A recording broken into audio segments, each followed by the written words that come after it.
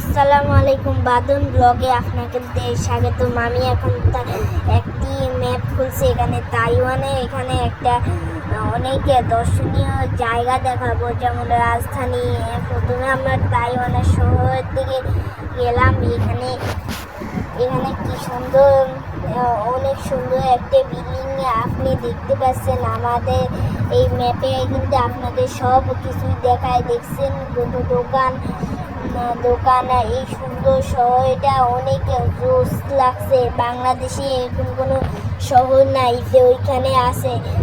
তারপর আমরা অন্য একটা শহর, এই নিচে লাস্টে এইটুকু জায়গা, এটাই যাবো। তারপর সামনেই এই টাওয়ার, এটা দেখতে পাইছি। এটা এখন ওপেন করলাম, দেখলাম এখানে আছে না একটা টাওয়ার আছে, কি সুন্দর একটা পর্যটকের মতো। এখন আমরা বের হয়ে অন্য একটা জায়গা যাব। চলে না, আমরা যাইতে থাকি। আমরা বাংলাদেশে যাব, বাংলাদেশ ঢাকা লালবাগ কেল্লায় ওইখানে রহস্য সুড়ঙ্গ দেখতে।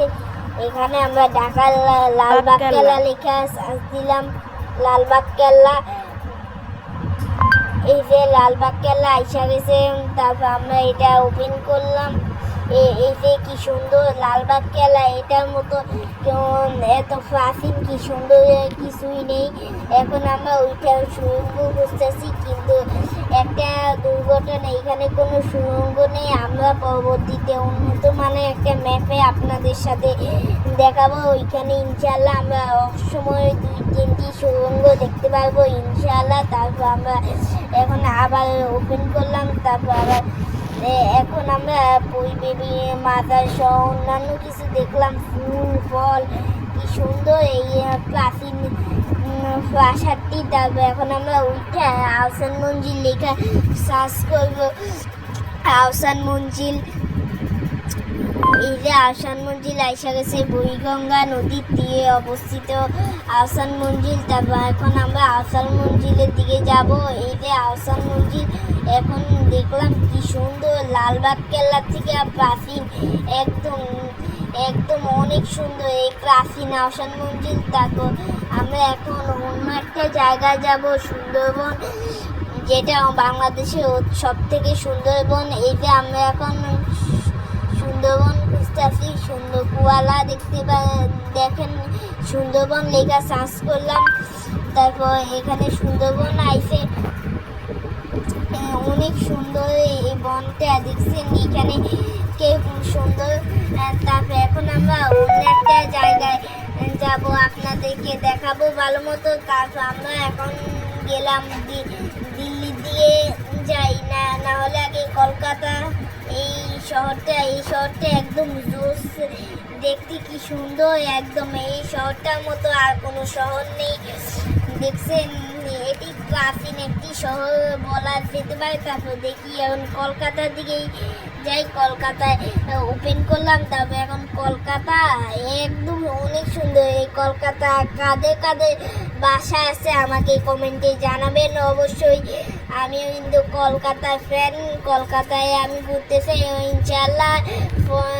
পরবর্তীতে ভালো একটা ম্যাপ নিয়ে আসবো, যেখানে সব কিছু দেখাবে। এখন নিউ দিল্লিতে যাওয়া যাক। এখন নিউ দিল্লিতে টিপ দিলাম, আইসা গেল লাল কেল্লা। দেখেন লাল কেল্লা এখানে আইসা গেছে। তারপর দেখছেন কি সুন্দর দুর্গ, প্রাচীন দুর্গ, মন্দির, কি সুন্দর মজার খাবার আছে এখানে। দেখছেন অনেক লাক্সারিয়াস হোটেল আছে এখানে। তারপর এখন আমরা মুম্বাইয়ের দিকে যাব। তারপর এই যে আমরা মুম্বাইতে টিপ দিলাম। মুম্বাইতে টিপ দেওয়া হইলে তারপর আমরা এখন দেখলাম, ওয়াও সেই জোস, মুম্বাই রেল স্টেশন দেখাইতেছে। এই যে দেখছেন কি সমুদ্রের পাশে একেবারে এরকম শহরের মতো আর কোনো শহর নেই। তারপর পরবর্তীতে আমরা ইনশাল্লাহ চায়নার দিকে দেখছেন একদম বিদেশের মতো বিল আসবো হলে, এটার মতো আর ইন্ডিয়ার কোনো শহর নাই। তারপর আমরা এখন পাকিস্তানের ইসলামাবাদের দিকে যাই। এবার ইসলামাবাদে দিলাম, ওরে ভাই ইসলামাবাদ একদম সুন্দর, সব থেকে বেশি এইটাই জোস ইসলামাবাদ, এটার মতো আর কোনো শহর নাই।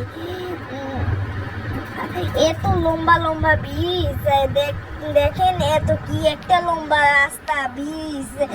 তারপর এখন আমরা লাহোরের দিকে যাব। লাহোর, এই যে লাহোরে টিপ দিলাম।